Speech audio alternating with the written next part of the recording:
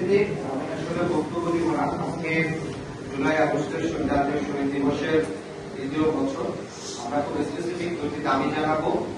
আমরা দেখছি যে গত 2 বছর ধরে তাদের জীবনের আত্মত্যাগের বিনিময় এই জুলাই আগস্ট গণঅভ্যুত্থান সংঘটিত হয়েছে, তাদের সরকার এর আগের সরকারও সর্বাত্মক নিরাপত্তা দিতে ব্যর্থ হয়েছে। আমরা প্রথমত দাবি করব সকল শহীদ পরিবার এবং যারা আহত যোদ্ধা, যারা সমস্যায় অবদান রাখছেন, প্রত্যেকে রাষ্ট্রীয়ভাবে নিরাপত্তার ব্যবস্থা করতে হবে। 2 নম্বর হচ্ছে সরকারি গেজেটভুক্ত, আমরা দেখেছি ইতিমধ্যে 800 সামথিং শহীদ অন্তর্ভুক্ত হয়েছে, এখনো অনেকে গেজেটের ভুক্ত হননি।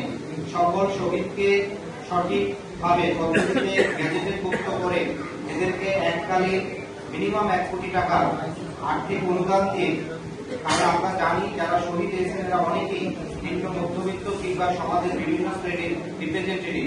অতএব প্রত্যেক পরিবারকে আর্থিকভাবে মিনিমাম একজনকে চাকরি দেওয়ার মাধ্যমে অথবা একটা আর্থিক সংস্থাপনের ব্যবস্থা করতে হবে।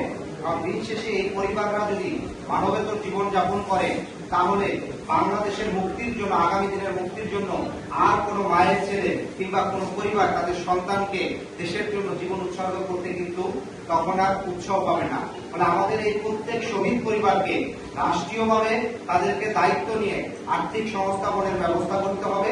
আরেকটি গুরুত্বপূর্ণ বিষয় যেটি আওয়ামী লীগের প্রোপাগান্ডারা করে থাকেন, যে জুলাইয়ের শহীদদের সঠিক তালিকা নাই, ডকুমেন্ট নাই, সেই জায়গা থেকে যেসব আন্দোলনের হটস্পট, বিশেষ করে যাত্রাবাড়ি, মিরপুর, তারপরে উত্তরা কিংবা হচ্ছে আপনার সাভারের, এছাড়া সারা দেশে যেসব জায়গায় অনেক বেশি শহীদ হয়েছে, সেই জায়গার স্থানের যে হসপিটালগুলো আছে, বিশেষ করে ঢাকা মেডিকেল সহ উত্তরার আধুনিক মেডিকেল, মিরপুরের ইসলামী হসপিটাল, যাত্রাবাড়ির যে হসপিটালগুলো আছে, ওই হসপিটালের ওই সময় জুলাই আগস্টের 16 জুলাই থেকে শুরু করে 5ই আগস্ট পর্যন্ত যেসব কর্মকর্তারা অফিসিয়ালি দায়িত্ব পালন করছেন, তাদের প্রত্যেকের ওরাল বক্তব্য নিয়ে যে ওই সময় তাদের যেসব শহীদরা আসছে তাদেরকে নাম তালিকাভুক্ত করেন নাই, কি কারণে করেন নাই, তার সঠিক ডকুমেন্টেশন এই সরকারকে করতে হবে।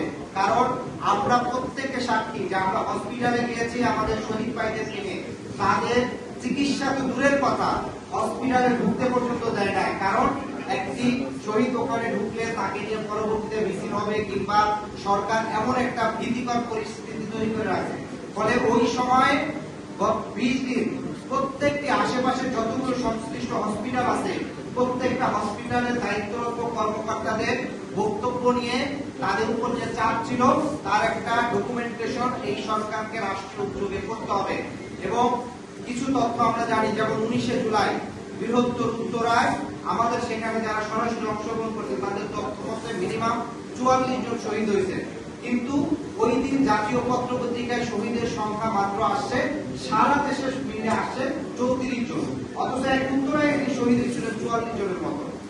সাভারের এনাম মেডিকেল কলেজ হাসপাতালে একটি মানবাধিকার সংগঠন তারা কাজ করছেন অভ্যুত্থানের ঠিক পর পরে, তারা বলেছে শুধুমাত্র 4-5 আগস্টে সাভার এনাম মেডিকেল কলেজে মিনিমাম 212 জন সেখানে হচ্ছে শহীদকে আনা হয়েছে, যদিও সেই 212 জনকে কোনো ধরনের তালিকাভুক্ত করে নাই।